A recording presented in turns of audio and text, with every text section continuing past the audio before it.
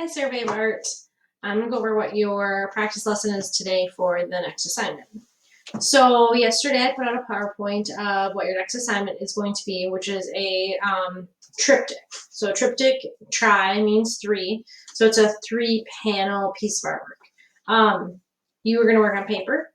I mean, you can work on something else if you want to, but it can be 3 separate sheets of paper, or it can be one piece of paper that's sectioned off into 3 different sections. And you have the option of drawing from life or drawing from imagination.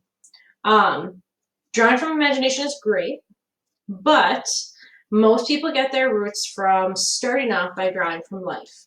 And so what we're going to do is do a little bit of practicing drawing from that. I'm not a huge fan of drawing still lifes, but they have a lot of benefits to them.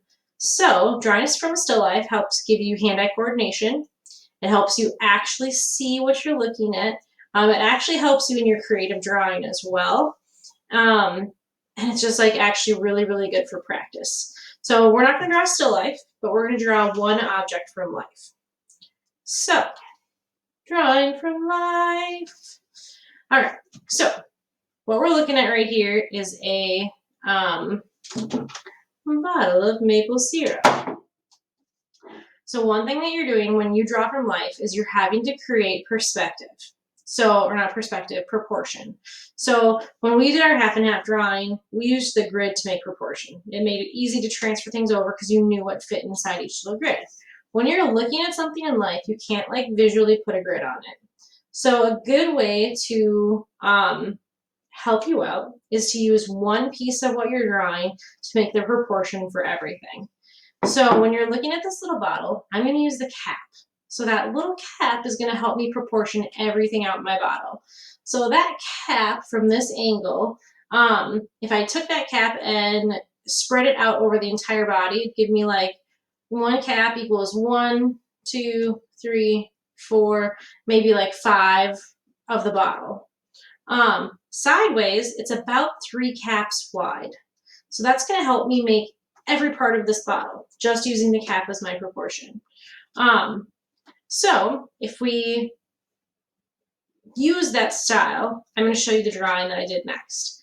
I videotaped, or thought I videotaped, me drawing it so you could see it, and I didn't because this cat distracted me. So here's my drawing. And I was drawing at a little bit of a different angle. I was not drawing it from like straight on like this, so my size is a little bit different because I was looking at it from a little bit of a top angle. So that's why my lid is elongated, and it looks a little bit taller than it is because I wasn't looking from straight on, I was looking from above it. But even then, my cap has made my bottle about 1, 2, 3, 4.5 because it was shortened from the angle that I was looking at it. You can also see on here the side walls of my bottle because this bottle isn't just like circular, it actually is kind of straight on the sides. So it was curved in. I can see where my syrup line is. It's also about 1, 2, 3 wide of the cap. So I used this cap to actually help me make everything in the bottle proportion-wise so that it's everything proportionate to itself. When you're drawing, you don't have to add value. This can totally be a line drawing if you want. It can be a value drawing. You can use pencil, you can use color pencil, you can use marker. I prefer pencil when I'm doing still life drawings to start with because I erase a lot. When I did this, I erased so many times before I go to the next one. Use a light pencil.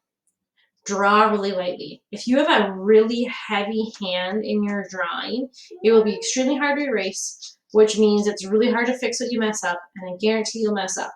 I mess up. Like, I literally will kind of make really sketchy light lines and then erase what I don't like and keep what I do like. So really important, use like a 2H, HB, or an F pencil for drawing. Give yourself grid lines to work with. On this one I do, but yeah, here, let's watch.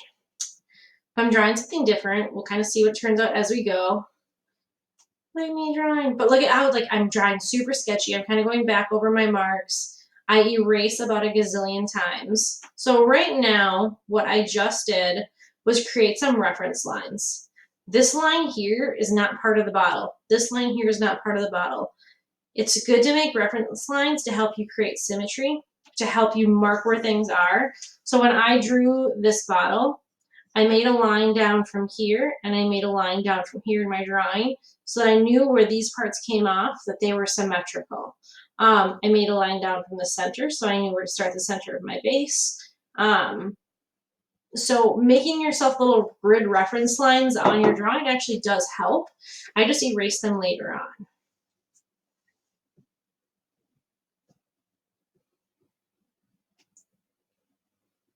And I'm using like my fingers, like it's not super accurate. One thing that you can do is if you're really specific, if I took this, I could use my pencil. So my lid is about to the edge of my pencil. So then I can measure that out to my bottle. 1, 2, 3, 4, 5, 6. Oh, my finger estimation was a little bit off. So using something that's really specific will actually help you as well. So it's a little bit wider than it is tall. 1, 2, 3. It is about 3 bottle lengths wide. So using something like that, or like the knuckle of your finger or something to help you, will also get you in the right direction. But using grid lines on your drawing is helpful to give you symmetry, especially if you're doing a bottle that curves out like this. So that one wine bottle top isn't here and this one's down here. Not that you should be drawing wine, but in still lifes a lot of times they do.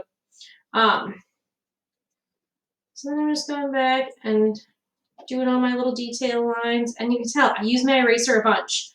I feel like a lot of people want to have it like one and done. It's not like that.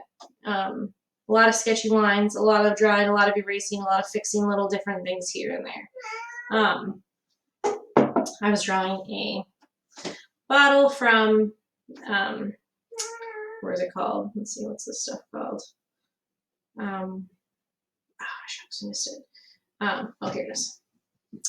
Bath and Body Works. So what you're going to do is you're going to choose an object from home to try to draw in correct proportion.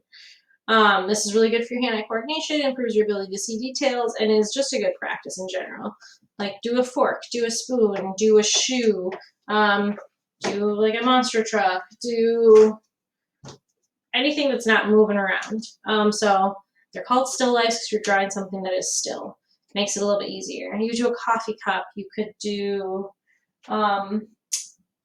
literally anything, like a piece of garlic, like a garlic thingy, or like a lemon or a banana. You don't have to draw a value. If you choose something really simple, it doesn't hurt to push yourself and try the value. But what you're working on is to draw proportion just from sight and not from a reference photo where you can grid it. That is all I have for you right now. And then Friday we'll talk more about the actual project that we're going to work on. So.